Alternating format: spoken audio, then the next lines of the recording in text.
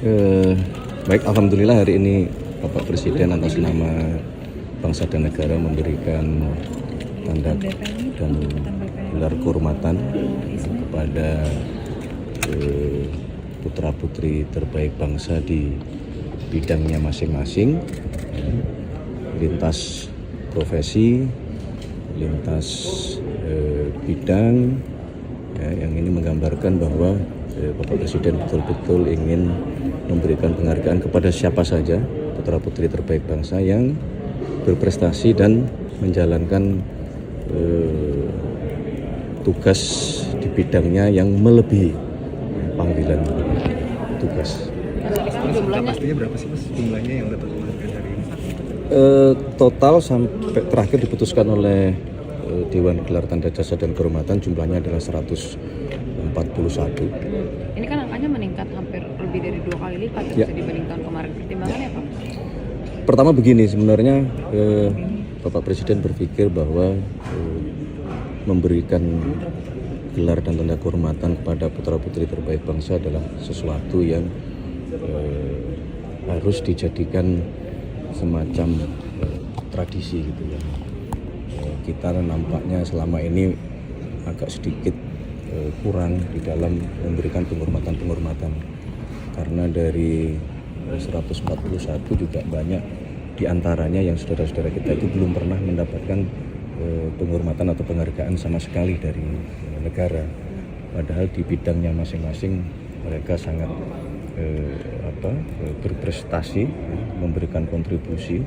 Ada yang dari sisi kemanusiaan, ada yang dari sisi kebudayaan, ada yang dari sisi lingkungan, ada yang dari sisi kesehatan. Ya, ada putri terbaik bangsa kita yang menemukan vaksin. Ini kan sesuatu yang luar biasa secara kemanusiaan gitu. Jadi semangatnya itu. Mas, kalau soal isu Mas kemarin kan setelah Mas Noel diberhentikan oleh Pak Presiden, itu apakah posisinya akan dibiarkan kosong atau akan ada penggantinya? Ini nggak ada hubungannya sama tanda kehormatan Iya, ini. Selain tanda kehormatan yang kepala badan mineral. Tadi juga nggak sempat doorstop Mas karena lanjut acaranya. Jadi begini, berkenaan dengan masalah badan, karena adanya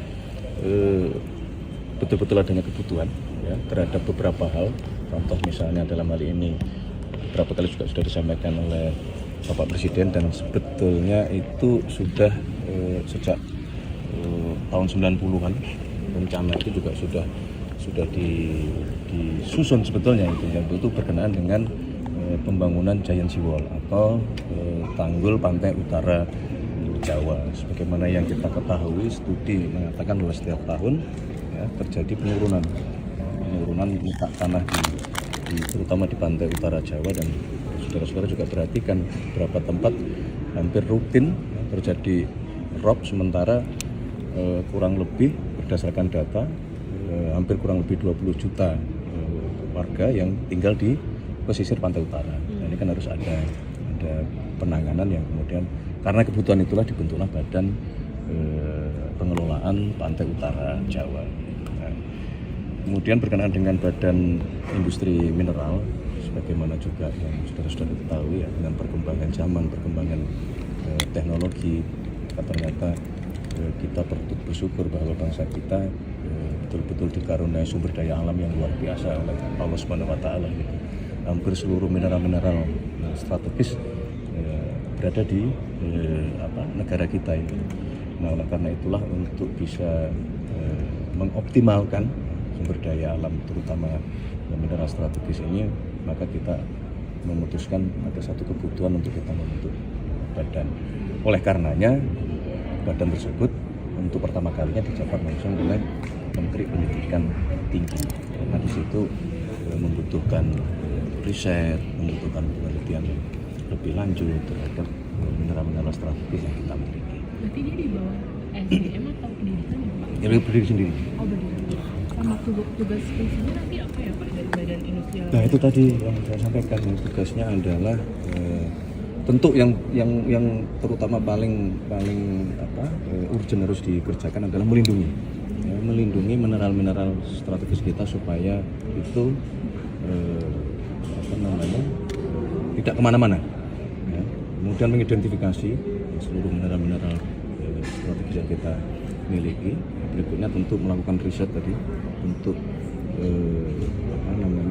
mengolah mineral-mineral kita ini menjadi bermanfaat yang lebih optimal.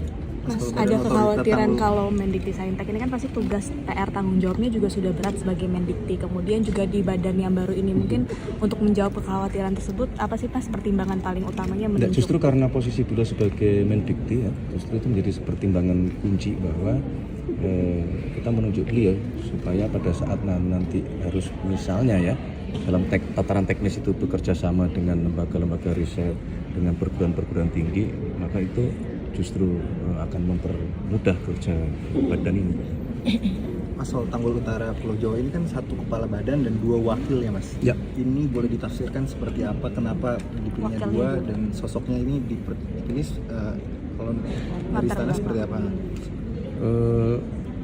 Nggak ada tafsir apapun terhadap jumlah. Sekali lagi ini masalah kebutuhan. Jadi wakil kepala badan otorita pengelolaan pantai utara Jawa atau tanggul laut utara Jawa itu kenapa 2 di situ memenuhi satu unsur dari teman-teman di Danantara, karena kan di situ akan dalam proses pengelolaan, perencanaan, pembangunan, nanti pengelolaan pasti di situ akan berhubungan dengan masalah namanya masalah investasi.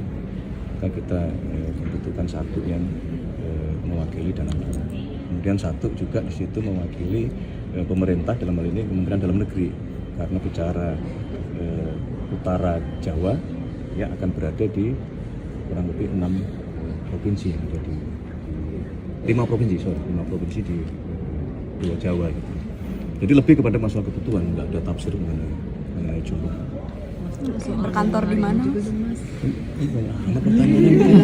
Demo Mas. Hah? Kita belum monitor demo. Kita lagi konsentrasi memberikan penghormatan kepada beliau-beliau yang betul-betul berjasa bagi bangsa dan negara. Oke. Terima kasih. Tadi ada Mas Ramang, pesepak bola legend, ada Mas Mardi Lestari, pelari, mungkin adik-adik belum mengenal ya. Ada artis juga tadi ya. Artis ada Pak Jaja Miarja, ada Chris Kinat, ada almarhum Benyamin Sueb, sepanjang hidupnya mendedikasikan untuk menjadi pencipta lagu, penyanyi dan seterusnya, mendidik generasi muda. Luar biasa semua. Terima kasih ya. Terima kasih.